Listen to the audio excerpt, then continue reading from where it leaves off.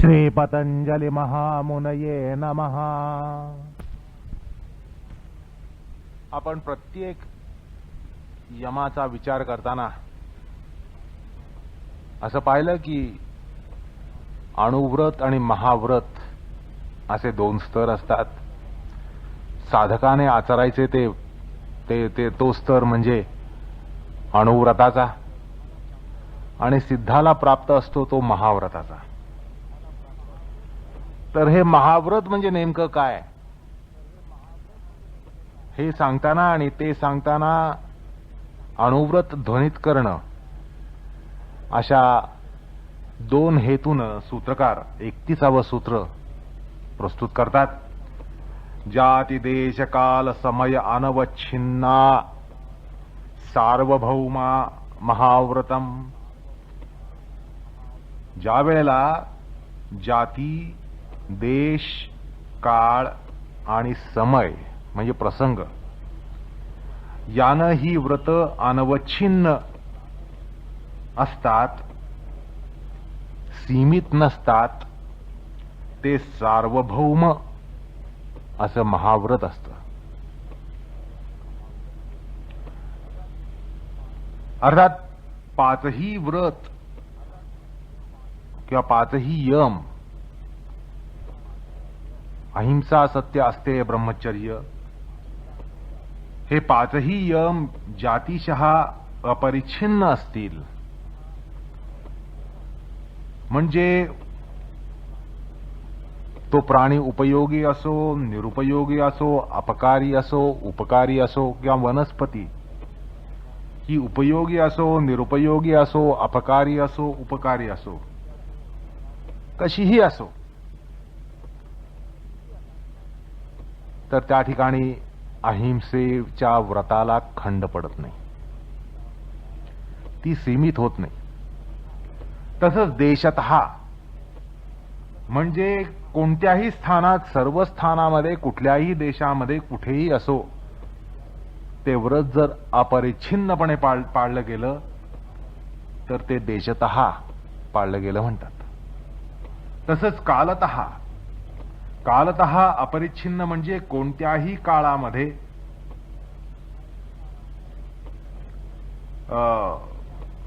किंवा समयानं ते अपरिच्छिन्न अनवच्छिन्न असणं.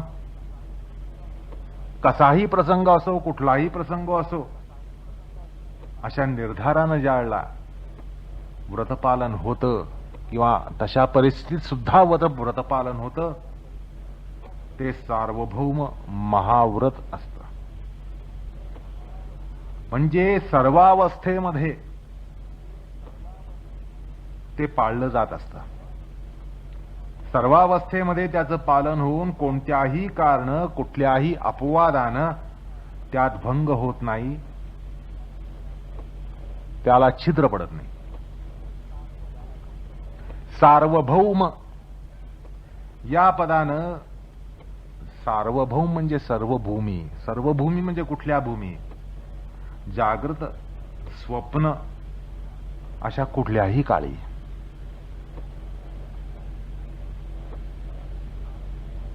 आणि सार्वभौम महाव्रताची कल्पना यावी म्हणून भाष्यकार अहिंसा पालन हे सार्वभौम व्रतामध्ये कसं असेल हे सोदाहरण सांगतात आणि त्यामुळे तो प्रकार आपल्याला लक्षात येतो. नाहीतर आपल्याला लक्षात येत नाही सार्वभौम म्हणजे काय, जातीतः देशतः कालतः समयतः म्हणजे काय.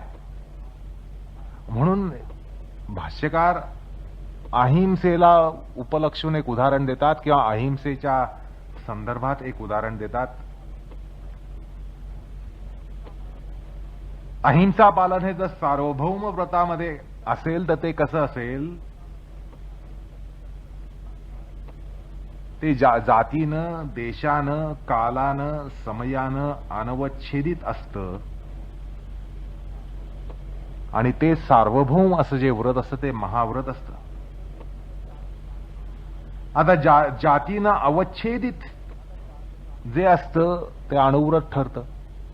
जर जातीमुळे जातीशः अवच्छेदित झालं, त्याच्यात छेद आला, त्याच्यात खंड पडला तर ते अणुव्रत ठरतं. आणि हे असं की तत्र अहिंसा जाती अवच्छिन्ना मत्स्य वधकस्य मत्स्येषु एव ना अन्यत्र हिंसा, अशा प्रकारचं असू शकतं. भाष्यकार म्हणतात की त्यामध्ये जातीनं अवच्छिन्न असं जे हिंसा व्रत असतं, तर ती हिंसा कोणती, तर कोळी हा माशालाच मारेल, अन्य प्राण्याला मारणार नाही. अर्थात योग्याच्या संदर्भात म्हणायचं म्हणजे मी विशिष्ट व्यक्तीखेरीज कोणालाही दुखवणार नाही. ती एक व्यक्ती सोडून द्या, बाकी मी कोणालाही दुखवणार नाही. असं जर व्रत असेल तर ते अहिंसेचं अणुव्रत होईल. आणि असं संभवतं. तुम्ही ते सांगू नका, त्या माणसाच्या बाबतीत सांगू नका, बाकीच्या संदर्भात सांगा, कोणीही असो. माझं सौजन्य मी दाखवीन, माझ्यातला मैत्रीभाव दाखवीन, पण तो माणूस नाही, तो अपवाद आहे. तर अशा प्रकारे अणुव्रत हे होत असतं, अवच्छिन्न होत असतं. मात्र अहिंसा महाव्रत असं आचरणारा जो असेल तो कसा असेल, तर अपवाद वगैरे काही नाही, निरपवाद. अद्वेष्टा सर्वभूतानां मैत्र करुण एवच. अद्वेष्टा सर्वभूतानां, सर्व मैत्र करुण एवच, असा जो कोणी असेल तो मात्र महाव्रतामध्ये असेल. आता हा निर्देश कुठला आहे? हा निर्देश गीतेमध्ये 12व्या अध्यायामध्ये 13वा श्लोक आहे. अद्वेष्टा सर्वभूताना मैत्र करुण एवच, असा तो भक्त असतो असं भगवंत सांगतात. तर हे एक महाव्रताचं लक्षण आहे, महाव्रताचा तो पैलू आहे. असा जो असतो भक्त तो कोणालाही उद्वेग पोचवणार नाही. म्हणजे गीतेच्या भाषेत सांगायचं म्हणजे यस्माद न द्विजते लोकः, जो दुसऱ्यांना उद्विग्न करत नाही. 12वा अध्याय 15वा श्लोक. अर्थात अशा योग्याची सर्वभूती समबुद्धी असेल तरच मग तो शत्रू असो, मित्र असो, आप्त असो, अनाप्त असो, तो भेद करणार नाही. अशा प्रकारे महाव्रताचा पैलू आपण म्हणजे अहिंसा महाव्रताचा पैलू हा गीतेतल्या भक्तियोगाध्यायातून समजून घेऊ शकतो. तसंच अणुव्रत संभवण्याचं कारण म्हणजे देशतः अवच्छिन्नता येणे. भाष्यकार म्हणतात सैव देश अवच्छिन्ना न तीर्थे हनिश्याम. म्हणजे जसं तीर्थक्षेत्री हिंसा करणार नाही, अर्थात अन्य क्षेत्रामध्ये हिंसा होऊ शकेल, होते, हा प्रकार सुद्धा अणुव्रताचाच असतो. असा अणुव्रतधारी हिंसेला प्रवृत्त होतो, अन्य देशामध्ये होतो. तीर्थक्षेत्री होणार नाही, पण अन्य देशी होईल. पण महाव्रत धारण करणारा जो असो तो स्मशान असो, स्वर्ग असो, कदापि ही हिंसा करणार नाही म्हणजे नाही. त्याच्या हातनं हिंसा संभवणार नाही, मग तो देश कुठलाही असो, स्मशान असो किंवा स्वर्ग असो. तसंच कालानं अवच्छिन्न होण्याचा प्रकार असतो. व्रत हे कालाने अवच्छिन्न होण्याचा प्रकारही असतो. भाष्यकार सांगतात सैव काल अवच्छिन्ना न चतुर्दश्याम न पुण्ये हनिश्यामिती. अर्थात काळानं अवच्छिन्न असं जे व्रत असतं म्हणजे चतुर्दशीला किंवा तत्सम पवित्र दिवशी पवित्र काळामध्ये हिंसा करणार नाही वगैरे. आता हे प्रकार सांप्रत काही द्विज इतके धर्मतत्पर असतात, सांप्रत धर्मतत्पर इतके असतात की सणासुदीच्या दिवशी मुद्दाम मांस मटणादी भक्षण करतात, मुद्दामून करतात. सण आहे का आज, मग आज मटण करा. आणि एकूण काय तर त्या दिवसापुरतं भोजनामध्ये अहिंसा पाळणं किंवा एखाद्या विशिष्ट प्रसंगामध्ये दिवशी हिंसा करणं हा प्रकार सगळा अवच्छिन्न कालतः असा ठरतो. म्हणजे काय, कली प्रभावामध्ये सध्या हिंसा अवच्छिन्नपणे संभवते. हिंसा केव्हाही होते, अहिंसा मात्र अवच्छिन्नपणे होते. हिंसा अनवच्छिन्न असते. हिंसा कधीही चालते. कुठलाही वार, कुठलाही दिवस, कुठलाही नक्षत्र, कुठलाही पर्व, कुठलाही सण हिंसा चालते, हिंसा होते. एखाद्या वेळेला अहिंसा पाळली जाते. अमुक दिवशी बाबा खाऊ नको किंवा अमुक दिवशी खाणार नाही, हा कलिप्रभाव आहे. तर सांगण्याचा मुद्दा असा की कलिप्रभावामध्ये हिंसा अनवच्छिन्न असते आणि अहिंसा अवच्छिन्न असते. अहिंसा चुकून माकून सुद्धा होऊ शकते. एकूण काय, सण तीर्थादी निमित्तानं अहिंसा संभवते असा कलिप्रकर्षातला प्रकार आहे. असो, विनोद बाजूला ठेवूया. त्यानंतर भाष्यकार असं म्हणतात, स एव त्रिविरूपस्य समय अवच्छिन्ना देवब्राह्मणार्थेन अन्यथा हनिष्यामी.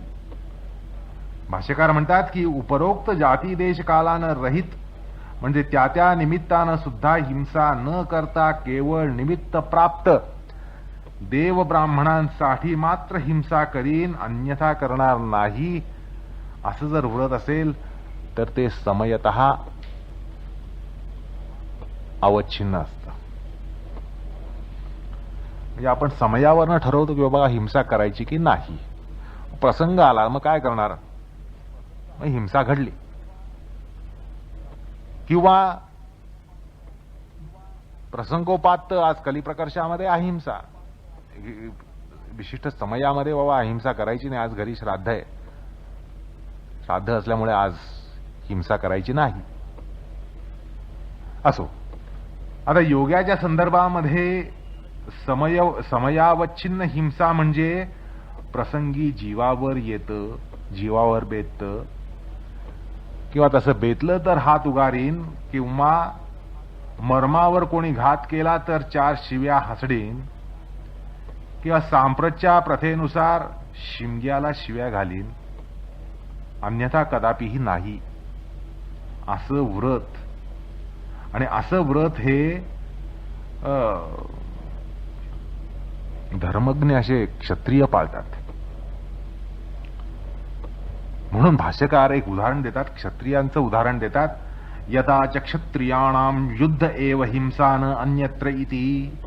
केवळ युद्ध प्रसंगीच क्षत्रिय हिंसा करतो. धर्मज्ञ असा जो आहे, धर्म्य मार्गावरचा जो क्षत्रिय आहे तो केवळ युद्ध प्रसंगीच हिंसा करतो, अन्यथा करत नाही. अशा प्रकारे अहिंसा व्रत जर जाती देश काल समय म्हणजे प्रसंग यातील एकाधिक कारणानं भंग पावत असेल तर ते सार्वभौम महाव्रत असं अहिंसा व्रत ठरणार नाही. आणि पुन्हा अहिंसादींपैकी एखादं महाव्रत अनवच्छिन्नतेनं पाळावं आणि अन्य अवच्छिन्नतेने पाळावी, हेही सूत्र पुरस्कृत नाही, शास्त्राला मान्य नाही, ते महाव्रत होणार नाही. म्हणजे असं म्हणता येणार नाही मी केवळ अहिंसा व्रत सार्वभौम अशा स्तरावरचं पाळीन केव्हाही कुठेही कसंही, बाकीच्या व्रतांबाबत नाही. सत्य असते ब्रह्मचर्य अपरिग्रह त्याबद्दल मी अनवच्छिन्नता ठेवणार नाही, पण अहिंसेच्या बाबतीत अनवच्छिन्नता ठेवण्याचा प्रयत्न करीन म्हणाल तर तो हास्यास्पद ठरेल, तो शास्त्राला मान्य नाही, सूत्रकारांना मान्य नाही आणि तो शक्यही नाही. हाही भाग लक्षात घेतला पाहिजे.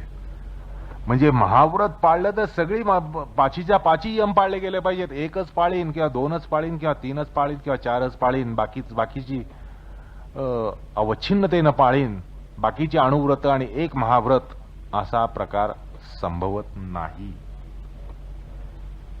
आणि म्हणून भाष्यकार म्हणतात एबिहि जाती देश काल समयौः अनवच्छिन्ना अहिंसादयः सर्वथैव परिपालनीयाः सर्वभूमेषु सर्वविषयेषु सर्वथैव अविदित व्यभिचाराः सार्वभौमा महाव्रत इति उच्यते.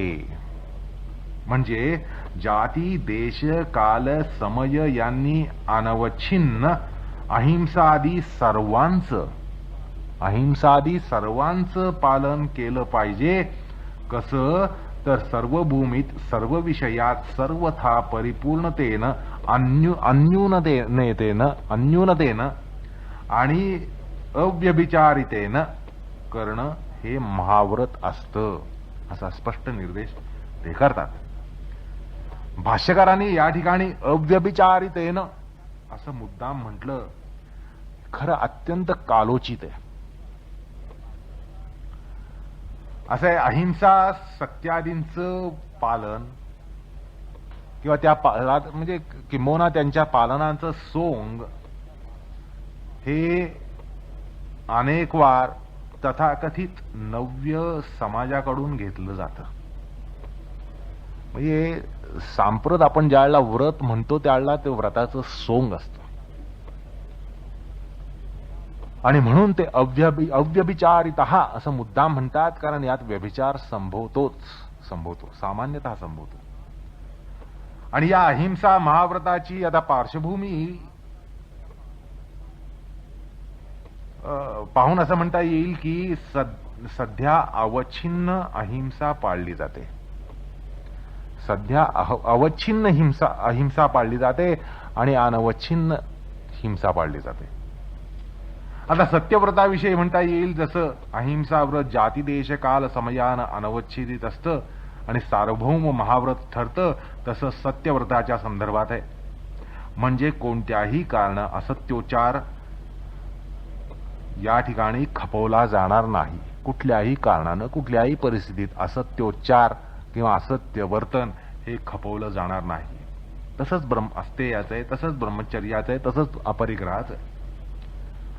अर्थात अशा योग्याचं बाह्यता म्हणजे वास्तव्य, म्हणजे महाव्रत करणारा किंवा महाव्रती असा जर कोणी योगी असेल तर तो तुम्हाला आम्हाला या ठिकाणी दिसणार नाही, कारण तो या ठिकाणी राहू शकणार नाही.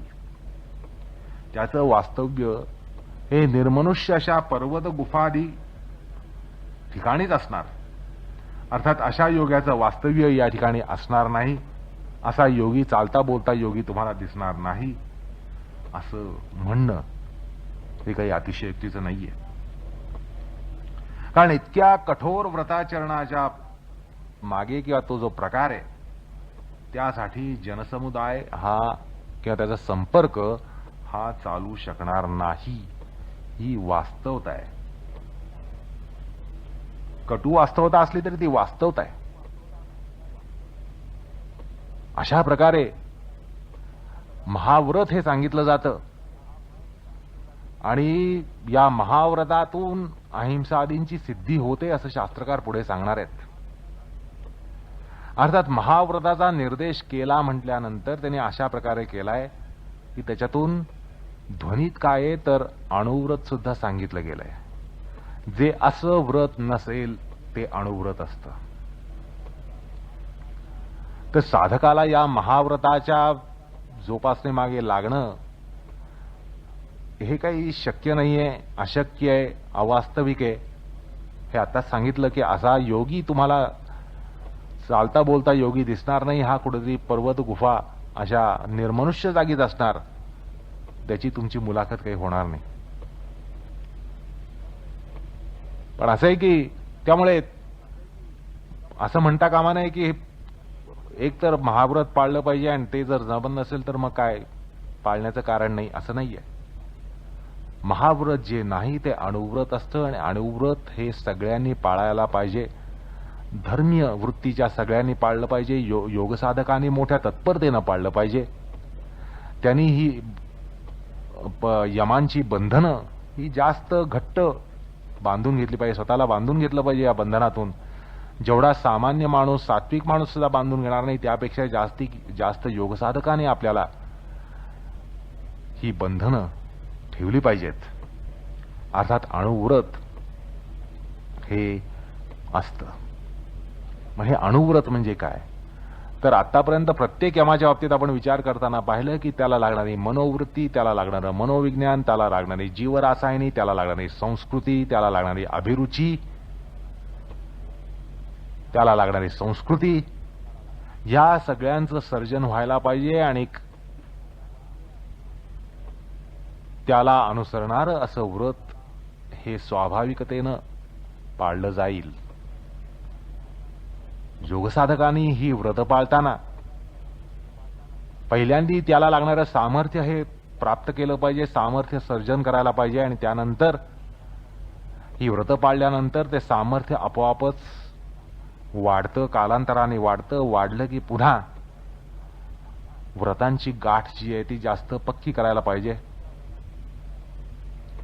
अशा प्रकारे योगसाधकांनी मार्गक्रमण करायला पाहिजे. या सगळ्या व्रतांच्या बाबत पहिल्यांदा आपण असं पाहिलं की शांत वृत्ती, समाधानी वृत्ती, संतुष्ट वृत्ती पाहिजे आणि ती सर्जित करायला पाहिजे. ती सर्जित केल्यानंतर ती बंधनं घेतली पाहिजेत, पाळली पाहिजेत. त्याला योग्य अशी बंधनं, व्रत ही पाळली पाहिजेत. ती पाळल्यानंतर आपल्यामध्ये सामर्थ्य वाढणार. वाढलं की पुन्हा अप्रमादतेनं ताबडतोब विना विलंब आपण व्रतांची गाठ ही जास्त पक्की करायला पाहिजे. तर अशा प्रकारे साधकाला अणुव्रत म्हणून हे पाळायचं असतं. आपल्यावर बंधनं घालायची असतात. बंधनांना योग्य अभिरुची आपल्यामध्ये सर्जित करायची असते, सामर्थ्य निर्माण करायचं असतं. ह्याचं एक योग्य गणित हे साधलं पाहिजे. हे गणित चुकलं तर वैफल्य येत असतं. वैफल्य आलं की असंतुष्ट वृत्ती आली, संतुष्टता गेली, शांतता गेली, समाधान वृत्ती गेली. त्यामुळे योगसाधकाला हे गणित सांभाळणं फार महत्वाचं असतं. हट्टाग्रहानं, दुराग्रहानं, हट्टानं व्रत आपल्यावर लादून घेतली तरी ती 1 दिवस टिकतील, 2 दिवस टिकतील आणि त्याच्यानंतर त्याचा प्रस्फोट होईल. मुस्कटदाबी अशी करता येत नाही. त्यामुळे सर्वात महत्वाचा भाग म्हणजे सत्संग, शास्त्रसंग, साधनासंग ह्याच्याद्वारा आपल्यामध्ये अभिरुची निर्माण करणं, योग्य योगाभिरुची, योगाभिमत अभिरुची निर्माण करणं, संस्कृती निर्माण करणं, चित्ताचे धर्म, शांत धर्म, समाधानी धर्म, संतुष्ट धर्म यांचं सर्जन करणं आणि त्याला योग्य अशा प्रकारची बंधनं ही आपल्याला लावून घेणं. अशा प्रकारे योग्य गणित हे या ठिकाणी साधकाला साधायचं असतं. त्यामुळे अणुव्रतापासून साधकाला ही सुरुवात करावी लागते आणि त्यांनी करायची असते. अशा प्रकारे 5 यमांचा आणि त्यांच्या अणु आणि महाव्रताचा विचार या ठिकाणी संपतो. यानंतर सूत्रकार दुसऱ्या अंगाला सुरुवात करतात, त्याचा उपक्रम करतात. अशा प्रकारे 5 यमांचा आणि त्यांच्या अणु आणि महाव्रताचा विचार या ठिकाणी संपतो. यानंतर सूत्रकार दुसऱ्या अंगाला सुरुवात करतात, त्याचा उपक्रम करतात. नियमांगाला ते यानंतर आरंभ करतात. पण नियमांगाचा आरंभ करण्यापूर्वी एका तात्विक मुद्द्याचा विचार करावासा वाटतो. असं आहे की साधनपादाची सुरुवात ही क्रियायोगाने झालेली आहे. क्रियायोगाचं लक्षण तपस्वाध्याय ईश्वर प्रणिधानानी अशा प्रकारचं लक्षण केलेलं आहे. आणि या ठिकाणी नियमांग सांगताना शौच संतोष तपस्वाध्याय ईश्वर प्रणिधानानी नियमः असं म्हटलंय. आता ही जर 2 सूत्र तुम्ही बाजूबाजूला ठेवली तर तुम्हाला असं लक्षात येईल की क्रियायोगामध्ये तपस्वाध्याय ईश्वर प्रणिधान यांचा निर्देश आहे. नियमांगामध्ये शौच संतोषासहित नियमांगाचा निर्देश आहे. बर, पुन्हा उघड हे आहे की अष्टांग योग हा आरंभावस्थेचा आहे. म्हणजे उपदेशक्रम जो आहे, उपदेशक्रम पहिल्यांदा यमनियम सहित अष्टांग सांगतो आणि त्यानंतर मध्यमाधिकार्याला क्रियायोग सांगितला जातो. त्यामुळे या ठिकाणी दोन क्रम लक्षात घेतले पाहिजे. एक म्हणजे शास्त्रक्रम, दुसरा उपदेशक्रम. शास्त्रक्रमामध्ये साधनपाधाच्या आरंभी क्रियायोग सांगितला, त्यामध्ये तपस्वाध्याय ईश्वर प्रणिधानाने बनणारा क्रियायोग सांगितला आणि त्यानंतर 30 सूत्रानंतर नियमांग सांगितलं. त्यातही शौच संतोष तपस्वाध्याय ईश्वर प्रणिधानाने नियमः सांगितलं. हे शास्त्रक्रमात क्रियायोगामध्ये तपस्वाध्याय ईश्वर प्रणिधान आधी सांगितलं गेलं. 30 सूत्रांनंतर नियमांग तपस्वाध्याय ईश्वर प्रणिधान हे शौच संतोषासहित सांगितलं गेलं. पण साधनक्रम जो आहे, साधनक्रम जर पाहिला तर पहिल्यांदी यमनियमांचं अनुष्ठान होतं. यमनियमासहित अष्टांगाचं अनुष्ठान झाल्यानंतर विशिष्ट पातळीनंतर क्रियायोगाचं अनुष्ठान होत असतं. त्यामुळे असा एक तात्विक मुद्दा निघतो की जो क्रियायोग साधना करत असेल त्या ठिकाणी ज्या घटकांनी क्रियायोग बनतो त्याचं अनुष्ठान नियमांगामध्ये झालेलं आहे असं म्हणता येतं.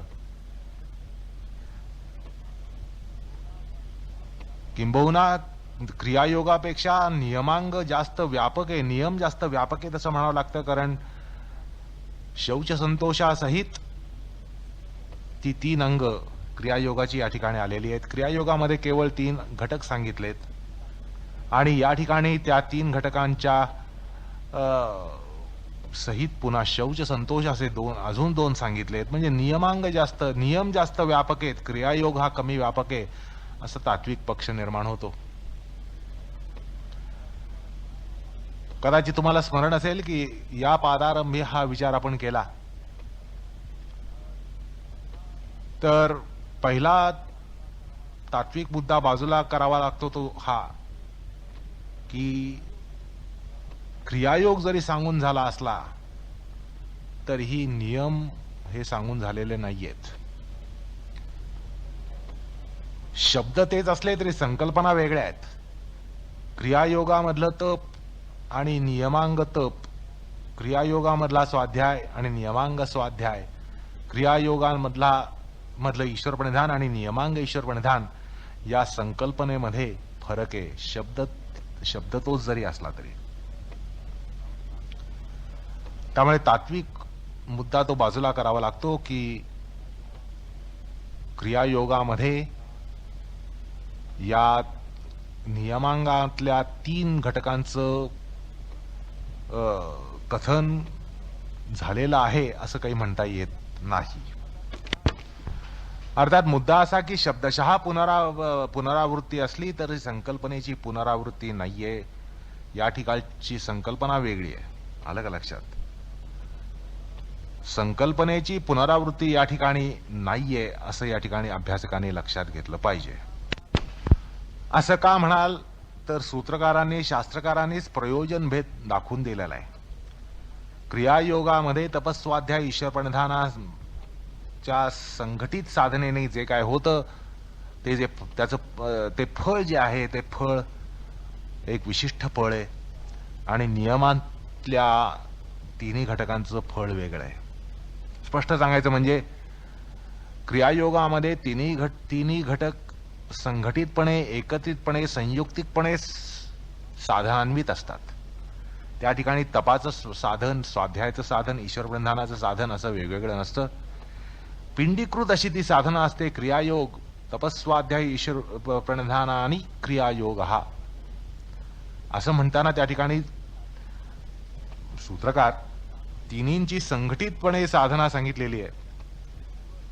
कारण त्या 3हीचं फळ एकाच सूत्रामध्ये सांगतात समाधी भावनार्थ क्लेश अनुकरणार्थश्च, अर्थात तिन्ही घटकांनी बनणारा क्रियायोग त्याचं फळ त्या ठिकाणी तरी सांगितलेलं आहे. आणि फळ सांगितलं असल्यामुळे विवक्षित फळाला विवक्षित प्रयोजन किंवा प्रयोजनाने साधना केली जाते. तर या ठिकाणी नियमांगाला तपाला एक विवक्षित फळ आहे, स्वाध्यायाला विवक्षित फळ आहे, ईश्वर प्रणिधानाला विवक्षित फळ आहे. तिघांनाही स्वतंत्र अशी 3 फलश्रुती सांगितली गेलेली आहेत. त्यामुळे प्रयोजन भेद आहे. या ठिकाणच्या अनुष्ठानामध्ये जे प्रयोजन आहे त्यापेक्षाही थोडं वेगळं प्रयोजन क्रियायोगामध्ये आहे. क्रियायोगामध्ये समाधी भावनार्थ क्लेश अनुकरणार्थश्च, तर या ठिकाणी अशुद्धिक्षय आणि ज्ञानदीप्तीही अशा हेतून हे अष्टांग किंवा अष्टांग साधना होत असते. त्यामुळे या ठिकाणी नियमांमध्ये जे तपस स्वाध्याय ईश्वर प्रणिधान सांगितलंय त्यात पुन्हा प्रत्येकाला वेगवेगळं असं फळ हे सांगितलं गेलेलं आहे. कायेंद्रिय सिद्धी अशुद्धिक्षयात तपसः, स्वाध्यायात इष्टदेवता संप्रयोगः, समाधी सिद्धीर ईश्वर प्रणिधानात, अशा प्रकारे फळं सांगितलेली आहेत. तपाचं फळ म्हणजे कायेंद्रिय सिद्धी, काया आणि इंद्रियांची सिद्धी आणि अशुद्धिक्षय, अंतःकरणामधला तमावरणाचा संकोच आणि नाश. तर स्वाध्यायाचं फळ म्हणजे इष्टदेवता संप्रयोग, इष्टदेवतेशी संबंध, संयोग, गाठभेट, वार्तालाप. आणि स्वाध्याय ईश्वर प्रणिधानाचं फळ समाधी सिद्धी, असं प्रत्येक नियमांगाला फळ आहे. त्यामुळे नियमांग तपस्वाध्याय ईश्वर प्रणिधानाचं प्रयोजन एक विशिष्ट आहे, वेगळं आहे. क्रियायोगातल्या तपस्वाध्याय ईश्वर प्रधानापेक्षा ते वेगळं आहे. फळ वेगळं आहे म्हटल्यानंतर विधी वेगळा असतो, प्रयोजन वेगळं आहे. विधी वेगळा आहे, प्रयोजन वेगळं आहे, सगळंच वेगळं आहे. असं या ठिकाणी अभ्यासकांनी पहिल्यांदा समजून घेतलं पाहिजे. कुठल्याही प्रकारची पुनरावृत्ती नाहीये.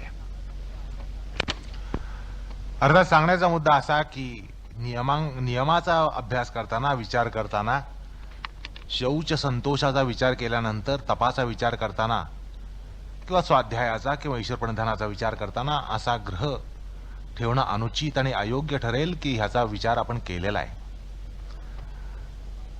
कारण पाठ्यक्रम जर पाहिला तर शास्त्राचा अभ्यास करताना आपण क्रियायोगाचा पहिल्यांदा अभ्यास करणार, कारण दुसरा पादाचा आरंभ क्रियायोग आहे आणि 30 सूत्रानंतर नियम सांगितले जातात. त्यामुळे नियमांचा विचार करताना, तपस्वाध्याय ईश्वर प्रणिधानाचा विचार करताना हा विचार करून झाला आहे असा दृष्टिकोन ठेवणं हे दोषावह ठरणार आहे. हे मुद्दाम सांगण्याचं कारण असं की काही प्रथितयश अशा टीकाकारांनी असा दृष्टिकोन ठेवून स्वतःची आणि अभ्यासकांची दिशाभूल केलेली आहे. राजमार्दंड वृत्ती भोज या ठिकाणी असं म्हणतात की ज्यावेळेला नियमांचा विचार करतात, तप म्हटल्यानंतर म्हणतात की याचा विचार आपण पूर्वी केलेला आहे, क्रियायोग प्रसंगी केला आहे. स्वाध्यायाचा विचार करतानाही म्हणतात की याचा विचार आपण क्रियायोगाचा विचार करताना केलेला आहे. ईश्वर प्रणिधानाचा विचार करतानाही तसंच म्हणतात की क्रियायोगामध्ये याचा विचार केला गेला आहे. आणि त्यामुळे ते स्वतःची आणि अभ्यासकांची पण दिशाभूल करतात आणि असा प्रमाद होण्याची शक्यता असते. कारण शब्द तेच आहेत, संकल्पना वेगळ्या आहेत, असं जरी असलं तरी शब्द तेच आहेत. आणि त्यामुळे अशा प्रकारची चूक आणि प्रमाद होऊ नये म्हणून मुद्दाम हा खुलासा या ठिकाणी केला गेलाय. या ठिकाणी हेही सांगावं असं वाटतं की भोजवृत्तीला अनुसरत सदाशिवेंद्र सरस्वती सुद्धा तसंच म्हणतात की तप, स्वाध्याय, ईश्वर प्रणिधान यांचा विचार आपण पूर्वीच केलेला आहे, त्यामुळे या ठिकाणी करायचं कारण नाही. अशा प्रकारचा पक्ष त्यांनी सुद्धा भोजवृत्तीला अनुसरून घेतलेला आहे. असो, तर या ठिकाणी आपण असं पाहिलं की सूत्रकारांच्या दृष्टिकोनातून क्रियायोगामधले 3 घटक आणि नियमांगामधले तेच 3 घटक यांच्यामध्ये फरक आहे. कारण फळामध्ये फरक आहे. फळामध्ये फरक आहे म्हणजे प्रयोजनामध्ये फरक आहे, प्रयोजनामध्ये फरक आहे म्हणजे हेतूमध्ये फरक आहे, हेतूमध्ये फरक आहे म्हणजे विधीमध्ये फरक आहे, विधीमध्ये फरक आहे म्हणजे अर्थामध्ये फरक आहे.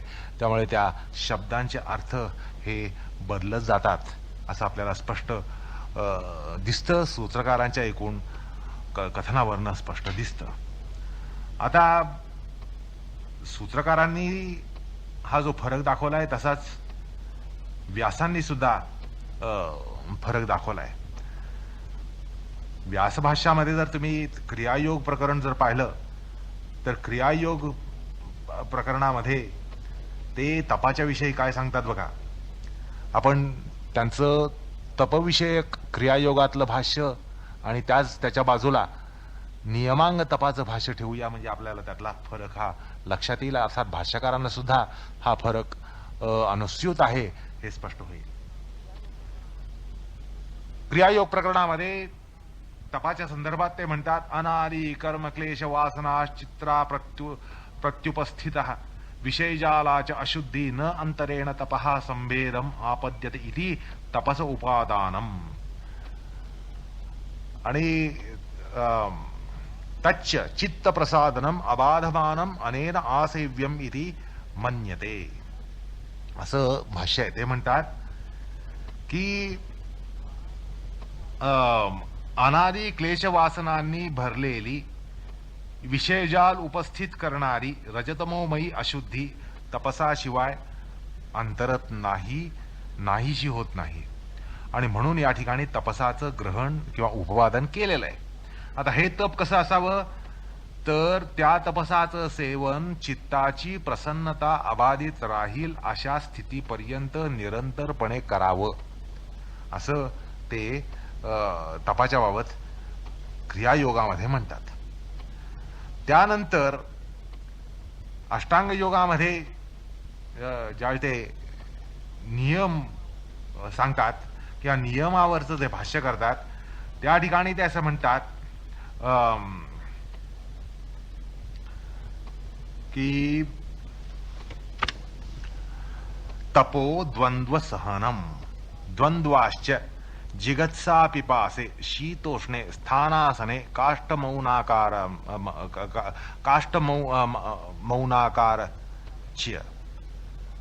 अशा प्रकारे ते तपाबद्दल म्हणतात. पुढे म्हणतात व्रतानीच येषाम यथायोगम कृच्छ चांद्रायण सांतापन आदिनी.